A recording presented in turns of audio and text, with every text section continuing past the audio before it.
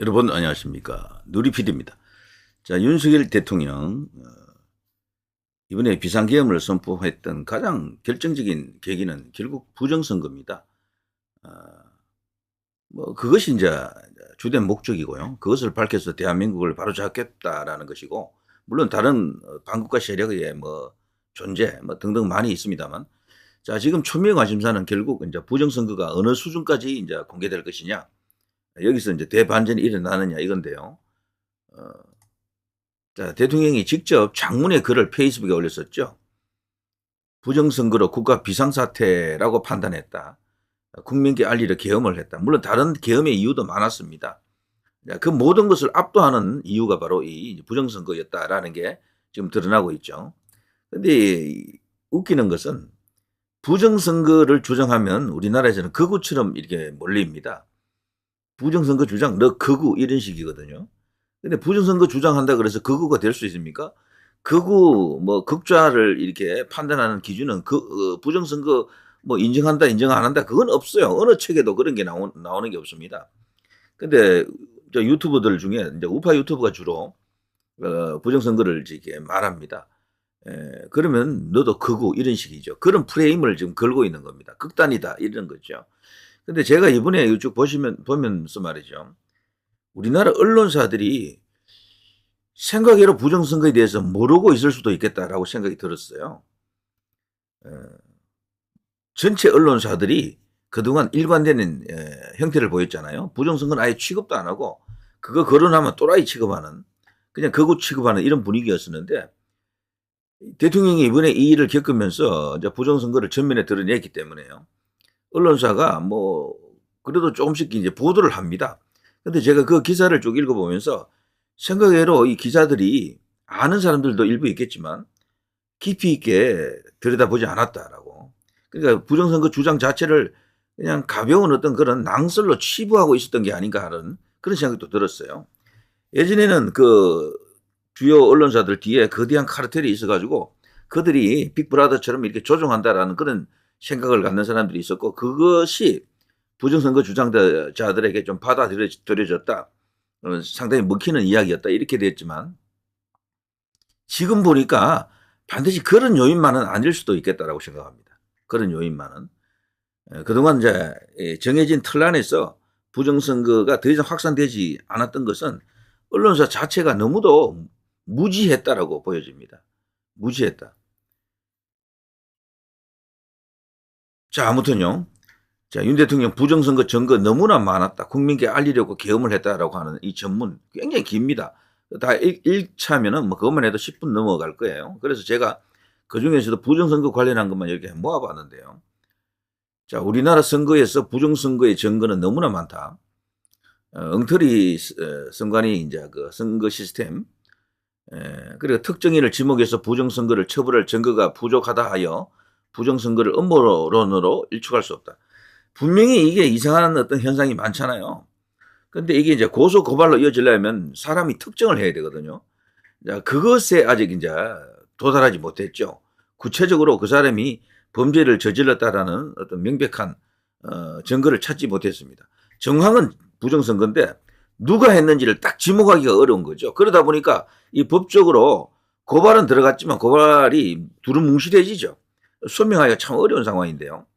그리고 선관위 전체를 고발하면은 그 기관 고발이라는 것은 없는 것 같습니다. 그건 뭐 먹히지 않는 것 같아요. 그러다 보니까 지금 이렇게 해결되지 않고 지지부진하게 오고 있다라고 생각이 돼요.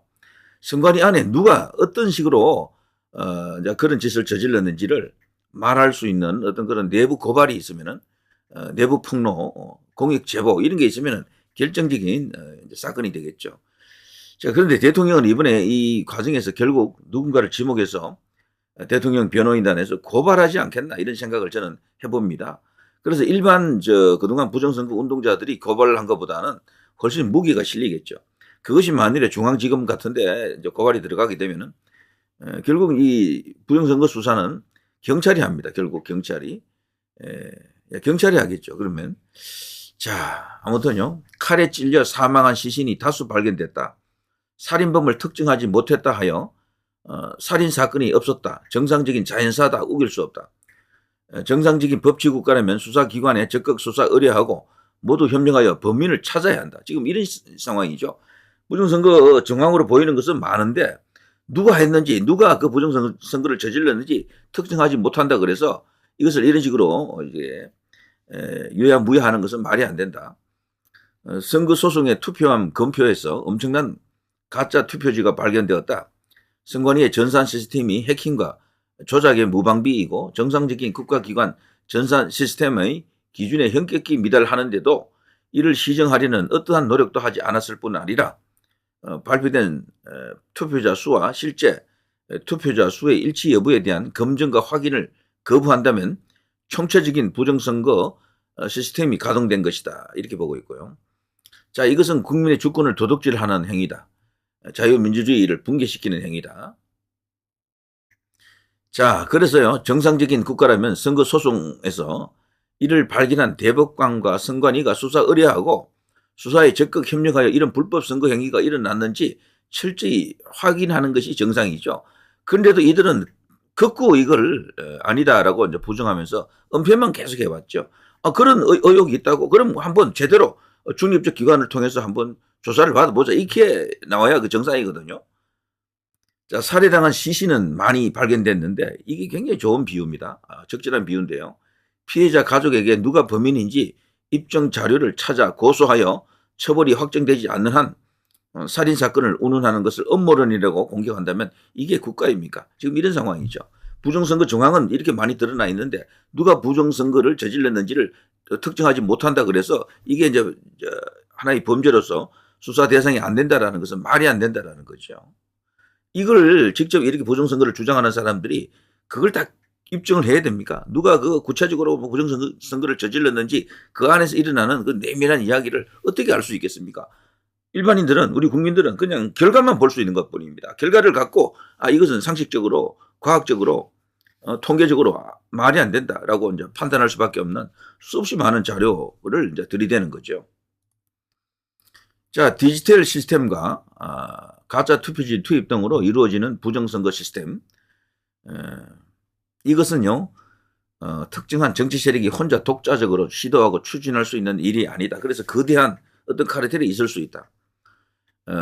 이걸 저지르다가 적발되면 정치 세력 그 자체가 붕괴되겠죠. 완전히. 자, 그래서 감히 엄두도 못 내는 일이다. 지금까지 이제 부정선거라면 기껏해야 금품 살포, 이권 거래, 여론 조작 등일 것인데, 근데 이번에 대한민국에서 일어나고 있는 이 부정선거의 양상이라고 하는 것은 그야말로 어마어마한 것이죠. 그래서 일반의 그 예상을 확 뛰어넘기 때문에 이 부정선거 주장이 어쩌면 덜 뻗어나가는 수도 있습니다. 너무 스케일이 커서 그래요. 그러니까 풀 스케일이라 그러지.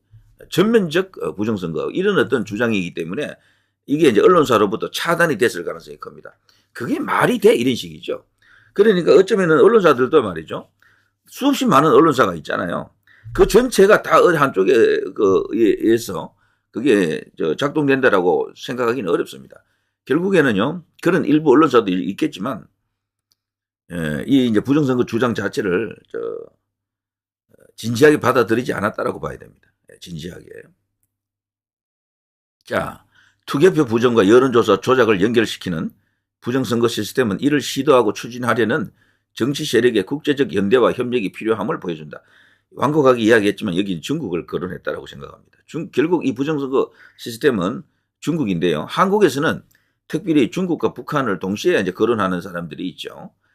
자, 미국도 지금 이 부정선거 관련해서는 반드시 이야기할 때 중국을 거론합니다. 중국 공산당. 자, 투개표 부정선거 시스템은 특정 정치 세력이 장악한 여론조사 시스템과 선관위의 확인 거부 및 은폐로 구성되는 것이다. 자, 어쨌거나 살인범을 특정하지 못해서 살인사건을 음모론이라고 우기는 여론조성 역시 투개표 부정선거 시스템의 한 축을 구성한다. 정말 이거는 사실이라면이라고 생각하면 나라 전체가 이제 결단 났다고 봐야 됩니다. 진짜 모골이 송연하다, 섬찟하다 이런 상황인데요. 이것이 전시 사변에 준하는 국가 비상사태입니까? 아닙니까? 이게 사실이라면 완전히 그냥 나라가 그냥 주권이 이미 무너진, 주권이 도둑질 당한 그런 상태죠. 국민 전체가 들고 일어나야 될 그런 일이다. 자, 헌법 66조는요, 대통령은 국가 원수로서 국가를 대표하여 국가의 독립, 영토의 보전, 국가의 계속성과 헌법을 수호할 책무를 진다고 되어 있죠. 그런데 이렇게 전면적 부정선거가 자행되고 있다 그러면은 이거는 뭐 완전히 대통령으로서 모든 것을 만사 일을 제쳐놓고 이것부터 해결해야 되겠죠. 자, 이런 식입니다. 자, 이런 것도 있고요. 또 여기에 대해서 이제 선관위도 가만히 있지 않았습니다. 항목별로 이제 반박을 했다라고 하는데, 요거는 이제 조선일보 기사에 딸린 그 내용들인데, 요거 제가 캡처해 왔습니다. 자, 중앙선관위의 그 부정선거 주장 그 반박한 거 한번 보시면요.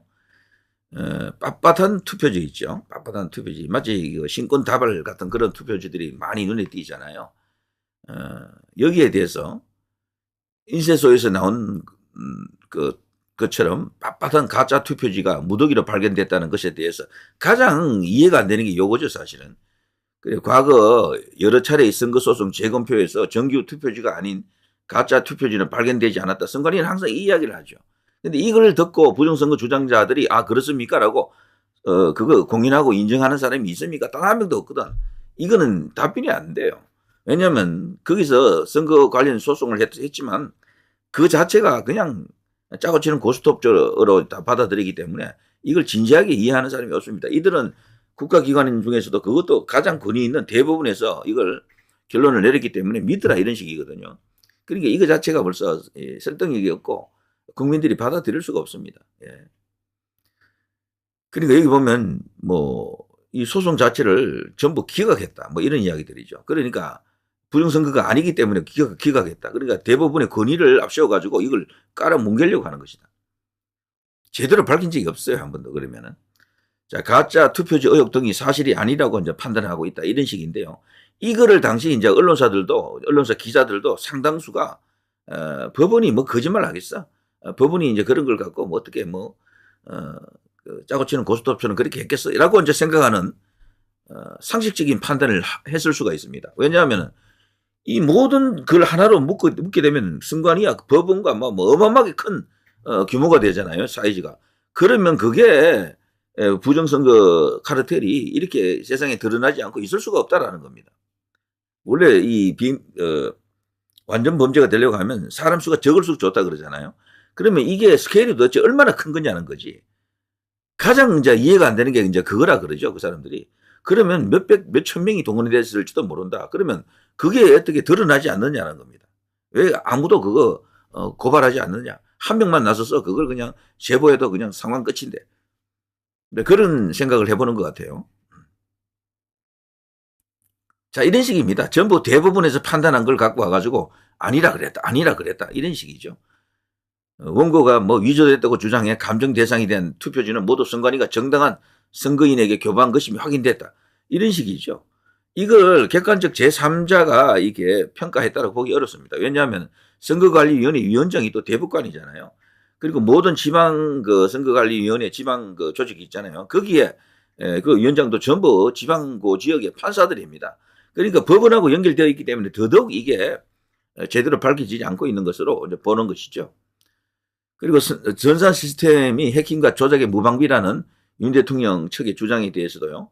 2023년 합동보안 컨설팅 당시 선관위는 국가정보원이 요청한 시스템 구성도, 정보자산 현황, 시스템 접속 관리자 테스트 계정 등을 사전에 제공했고 침입 탐지 차단 등 자체 보안 시스템을 일부 적용하지 않았다.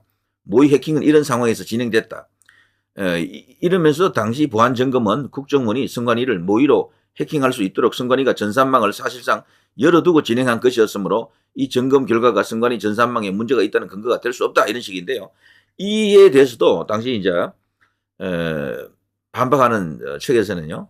극히 일부였다라고 하지 않습니까? 국정원에서 여기도 극히 일부에 대해서만 진행해 봤기 때문에 나머지에 대해서는 엄청난 어떤 위험성이 있는 것 같다라는 게 그 당시 결론이었었죠. 자, 아무튼 국가 이 기관 전산 시스템의 기준에 현격히 미달한다라는 것이 대통령과 그리고 부정선거를 이렇게 믿는 사람들의 이제 생각이죠. 거기에 대해서도 좀 선관위가 개선하려고 하는 노력이 없었다. 여기에 대해서도 선관위는 부정하고 있습니다. 모두 아니다라는 거죠. 그런데 아니다라는 그런 명백한 설득력이 있는 그런 주장이 없습니다. 선관위는 그냥 우리가 부정선거 안 저질렀다 믿으라.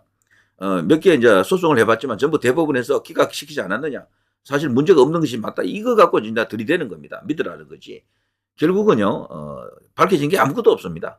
사실 이 부정선거의 역사는 깁니다. 노무현 대통령 때부터 이어졌다라고 이제 보는 시각들인데요. 자, 이것이 지금 완전히 이번에 대통령으로 인해서 대통령이 들어와 자신을 희생하면서까지 이 모든 것을 세상에 이제 밝힌 겁니다. 저는 언론사 기자들이 이번에 이걸 계기로요, 새로운 어떤 느낌표, 각성이 일어난 기자들이 일부 있을 것으로 기대합니다. 그들이 정의의 필봉을 휘둘러 주시기를 기대합니다. 그들이 났으면 게임 끝인데 말이죠.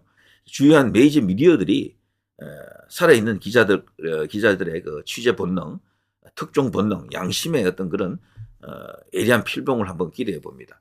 자, 그러면은 이제 그 사람들이 나서주면 사실 상황은 게임 끝인데요. 대통령이 이렇게까지 이야기했는데도 그럼에도 불구하고 저기 달을 봐라 했는데 달은 안 보고 계속 대통령의 손가락만 보고 있다 그러면 그건 우리나라가 도저히 이런 제도권 안에서 일어나는 시스템만으로는 해결할 수 없다라는 이야기가 되겠죠. 그래서 일각에서 요즘 주장되는 국민 저항권, 그것만이 유일한 해법인가 이것을 묻고 있는 거죠. 자, 누리 PD 김준희였습니다.